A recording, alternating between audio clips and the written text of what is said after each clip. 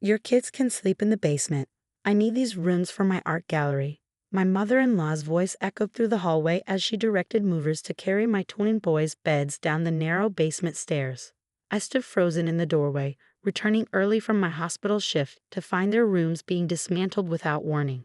My name is Olivia Chin, and at 34, I never imagined I'd watch my mother-in-law, Barbara, transform my 10-year-old twins' bedrooms into her personal art showcase while they were at school.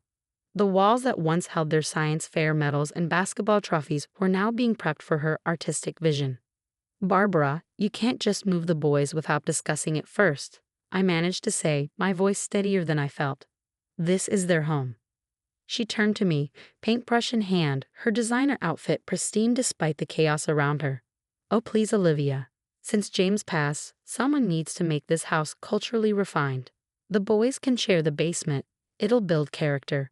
She waved dismissively. Besides, this is my house now. My late husband James had passed away 8 months ago after a brief battle with cancer. Barbara had moved in temporarily to help with the twins, but her help mostly consisted of criticizing my parenting and reminding me how lucky I was that James had married a simple nurse like me. I watched as the movers continued their work, my hands clenched into fists. On the walls, Barbara had already hung several of her abstract paintings, splashes of color that looked like a toddler's finger painting but apparently sold for thousands to her country club friends. The basement isn't finished, I protested. There's no proper ventilation, and Max has asthma. Then he'll learn to breathe better. Barbara sniffed, adjusting a frame. I've already invited the ladies from my art circle for a gallery viewing this weekend. This house needs some sophistication, especially now that James isn't here to indulge your modest tastes. I thought about my boys, Alex and Max, who would be home from school in 2 hours. How would I explain that their grandmother had turned their rooms, their safe spaces filled with memories of their father, into a showcase for her mediocre art? This isn't your decision to make, I said, my voice taking on an edge that made Barbara pause. She turned to me, eyes narrowing. Actually, dear, it is. James always meant for me to have the house. He would have wanted me to bring some culture to his children's lives. Heaven knows they won't get it from your side of the family. The casual cruelty of her words was nothing new, but something inside me shifted. Maybe it was exhaustion from my 12-hour hospital shift or the memory of James squeezing my hand in his final days, making me promise to protect our boys. The movers can stop now, I said quietly. Barbara laughed, the sound sharp and dismissive. You don't have any say in this, Olivia. I've already paid the movers. The basement is perfectly fine for the boys. They can use this as a learning experience about art and culture. I pulled out my phone, fingers steady as I opened the email I'd been saving. Actually, Barbara, I think you should read something. She waved me off. I don't have time for your dramatics. The lighting fixtures for my gallery are being delivered in an hour. This won't take long, I replied, my voice calm. It's about the house, about James's will. That caught her attention. She'd been so confident about her position, so sure that her son would have left everything to her. What she didn't know was that James and I had discussed everything during his final months. He knew exactly what his mother was capable of. What about the will?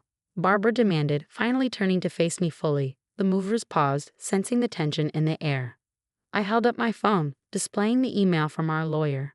James left the house to me and the twins. There's no question about ownership, Barbara. The deed is in my name. The color drained from her face. That's impossible. James would never. Not only did he leave the house to us, I continued, my voice gaining strength, but he also left specific instructions about living arrangements. Would you like me to share those with you now, or would you prefer to hear them from the lawyer? Barbara's paintbrush clattered to the floor, leaving a splash of red on her expensive shoes. The movers looked uncertainly between us, furniture suspended mid-move.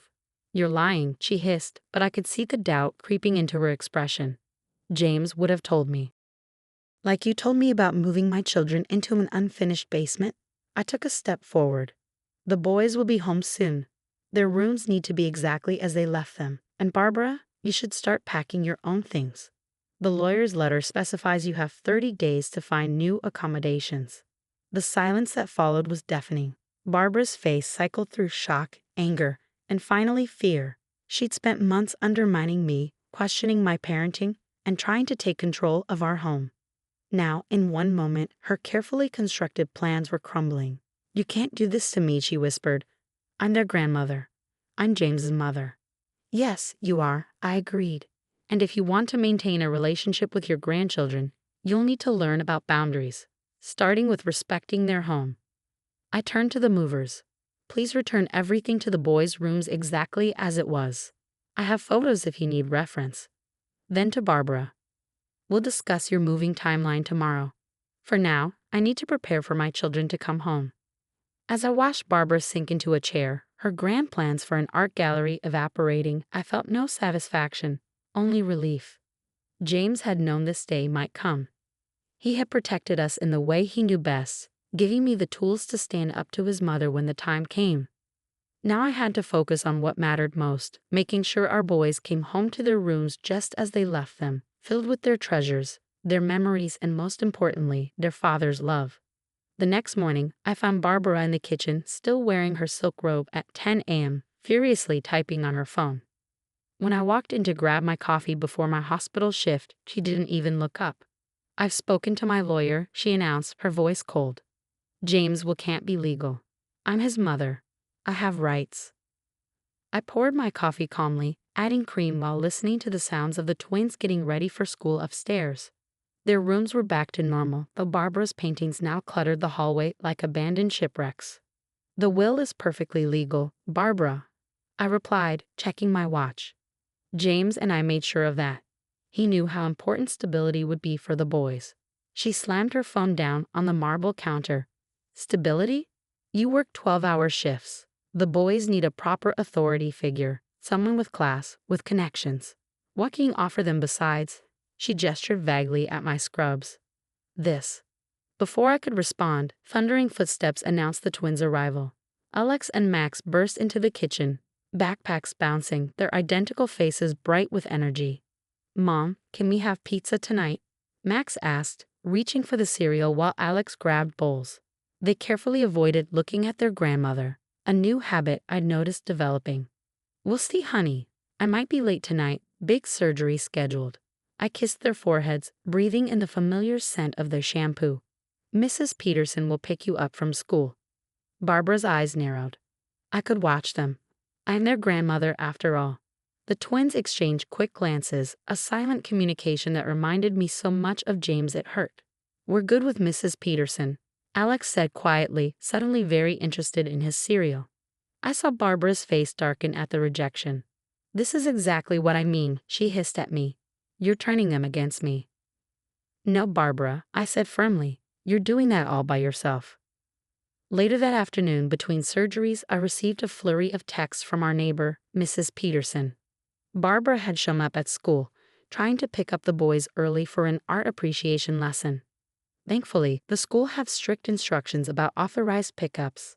I called the twins immediately. "Everything okay?" "We're fine, Mom," Alex assured me. I could hear Max in the background, probably doing homework.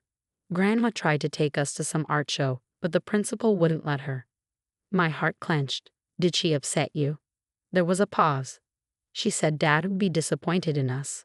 Max's voice came through, smaller than usual. "Said we're not living up to the family name." I gripped my phone tighter, anger burning in my chest. "Listen to me, both of you.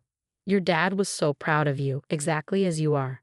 He loved your science experiments, your basketball games, everything about you." "We know, Mom," they said in unison, making me smile despite everything. After hanging up, I called our lawyer, Susan. She listened to the school incident and sighed. "I was afraid she might try something like this. We should file for a restraining order." "Isn't that extreme?" I asked, though Barbara's behavior was becoming increasingly erratic. "Olivia, she tried to remove your children from school without authorization. This isn't just about the house anymore." That evening, I arrived home to find Barbara hosting an impromptu art showing in our living room. Several women in expensive clothing were sipping wine and examining her paintings, which now covered every available wall space. "Ah, Olivia," Barbara said loudly as I walked in, still in my scrubs. "We were just discussing how this charming little house needs a more sophisticated touch. These ladies agree that an art gallery would be perfect." The women turned to stare at me, their expressions a mix of curiosity and poorly concealed judgment. I recognized most of them from James's funeral, where they clustered around Barbara, murmuring about how brave she was. "The showing's over," I said firmly. "Please leave." "You can't just," Barbara started, but I cut her off. "Yes, I can. This is my house, and you're all trespassing." I pulled out my phone. "Leave now, or I'll call the police." The women scattered quickly, their heels clicking on the hardwood floors as they hurried out. Barbara remained, her face flushed with either wine or rage. "You're ruining everything," she spat. "James would be ashamed of how you're treating me." I thought about the twins upstairs, probably hearing every word. About James in his hospital bed, making me promise to keep them safe. About all the times Barbara had tried to diminish us, even before James got sick. "No, Barbara," I said quietly. "James knew exactly who you were. Why do you think he left the house to us?" Her face crumbled for a moment before hardening again. "This isn't over," she threatened, storming up to her room.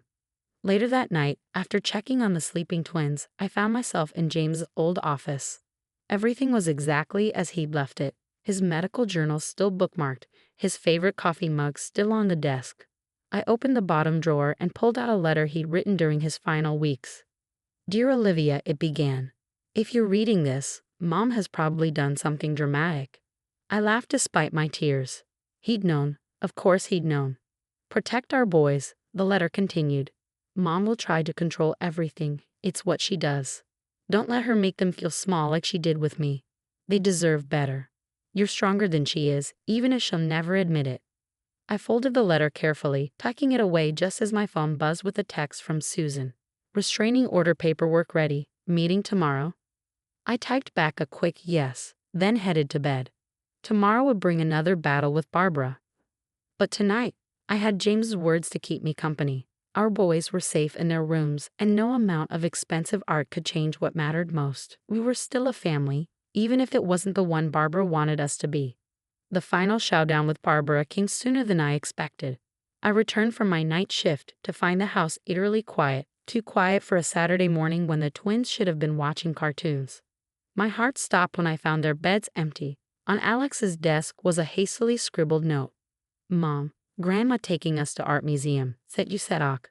My hands shook as I dialed Barbara's number, straight to voicemail. I called Mrs. Peterson next. She hadn't seen them. Finally, I called Susan. "She's crossed a line," my lawyer said grimly. "I'm calling the police." Within an hour, we found them at the Metropolitan Art Museum. Barbara had the twins cornered by a Renaissance painting, lecturing about proper culture, while they looked miserable and confused. "Get away from my children," I said, my voice carrying across the quiet gallery. Museum security stood behind me, along with 2 police officers. Barbara spun around, her designer scarf flying. "I'm giving them the education they deserve. Something you clearly can't provide." "Mrs. Harrison," one officer stepped forward, "you removed these minors without parental consent. Please step away." "This is ridiculous," Barbara shrieked as the twins ran to me. "I'm their grandmother. I have rights." "Your rights," Susan appeared beside me, "ended when you violated the temporary restraining order we filed yesterday, the one you were served with last night." Barbara's face went from red to white. "I never." "The papers were served at 8 p.m., Susan continued. "You signed for them yourself." I held my boys close as the officers led Barbara away, her protests echoing through the museum halls. She looked smaller somehow. Her expensive clothes and perfect makeup couldn't hide the defeat in her posture. "Mom," Max whispered, "we're sorry." She said, "You knew." "It's not your fault," I assured them both. "None of this is your fault."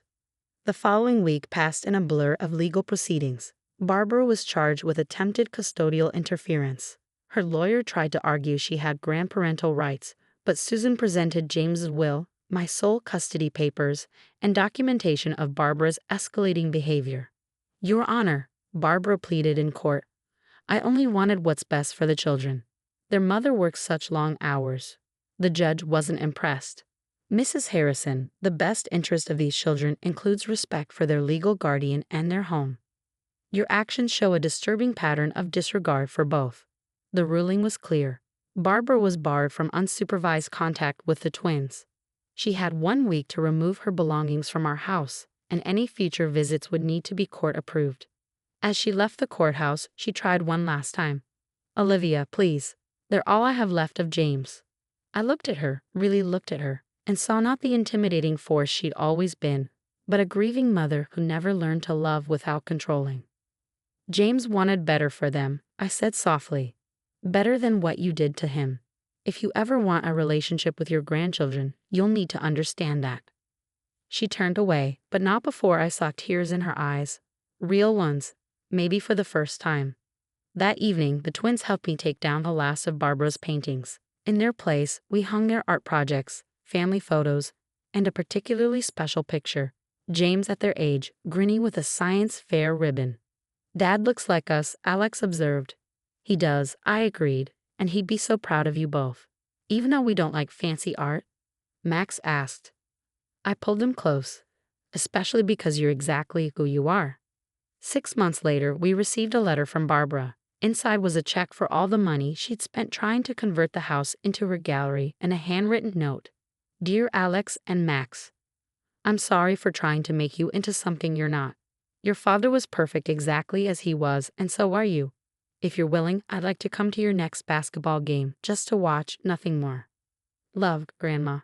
I let the boys decide. They chose to give her a chance on their terms.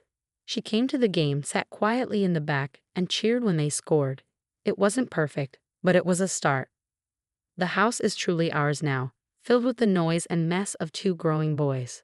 Their rooms remain their sanctuary, decorated with their treasures and their dreams. And on my desk sits James's letter, a reminder that sometimes protecting our children means standing up to family, even when it's hard, even when it hurts. Because in the end, love isn't about control or culture or grand gestures. It's about accepting people for who they are and giving them the space to grow into who they're meant to be.